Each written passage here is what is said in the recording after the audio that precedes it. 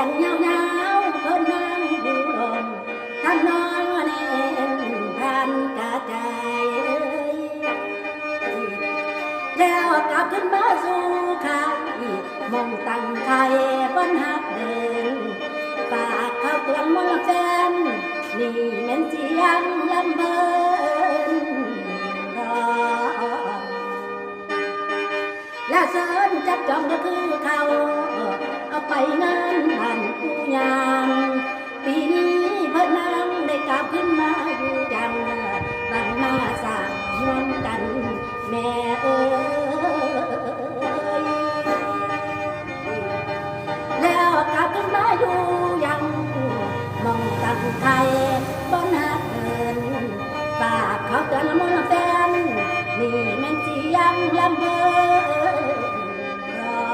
นและเชิญจับจองเด้อคือเขาเอาไปงานบ้านผู้ยาง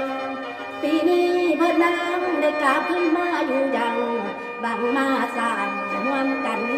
แม่เอ้ยน้องไม่เพชรผู้ใดคนรู้จักโน้สู่บ้าน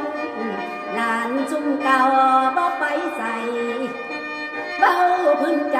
บ่ทันบางยังงานก่อนละสุนทร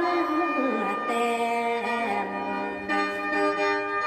และหากแฟนๆบ่หนีหน้าฟังเสียงจ่าหันมาซองปีนี้ใจไม่ปองกลับมาคล้องเด้อซื้อขายบ้านเคยได้มาโด่งดังและสัญญากันว่าบ่ห่างบ่บังปล่อยอำนาจนีแม่นลมตีลมบน